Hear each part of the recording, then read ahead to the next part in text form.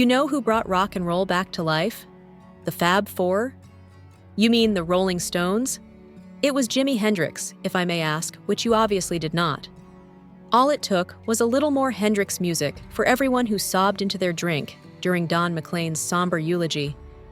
Everything about him was bluesy, yet he could also pull off licks, hair, dealing, and stealing.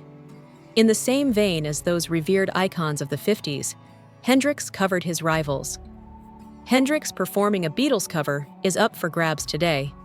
In 1967, only days after the song was released, he performed Sgt. Pepper's Lonely Hearts Club Band with Noel Redding and Mitch Mitchell. You can see them up there.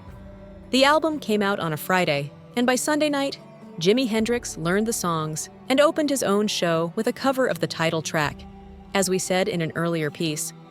And he really branded it as his own, if we may say so. Be careful with your ears, all right? Hendrix warns the audience. Yes, I understand. Listen up there to a Hendrix and Experience rendition of Day Tripper from around the same period. It's one of several tracks from the album BBC Sessions, which has recordings recorded for BBC Radio. The finest kind of rock and roll, fuzzed out, blazing, and booming. Furthermore, down below, why it's Jim Morrison and Jimi Hendrix playing Tomorrow Never Knows, or a song similar, while they're quite inebriated.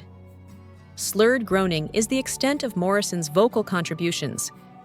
This unrefined version is based on a jam that took place in the Scene Club in New York City around 1968.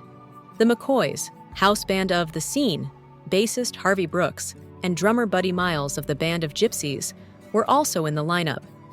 It is uncertain whether Johnny Winter was present. Bootlegs of these recordings, including Bleeding Heart, Sky High, and Woke Up This Morning and Found Myself Dead, are essential listening for anybody interested in Hendrix's discography or deconstructed virtuoso blues rock.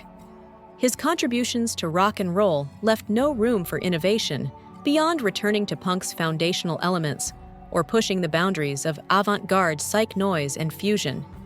It would have been a perfect song for Don McLean to compose,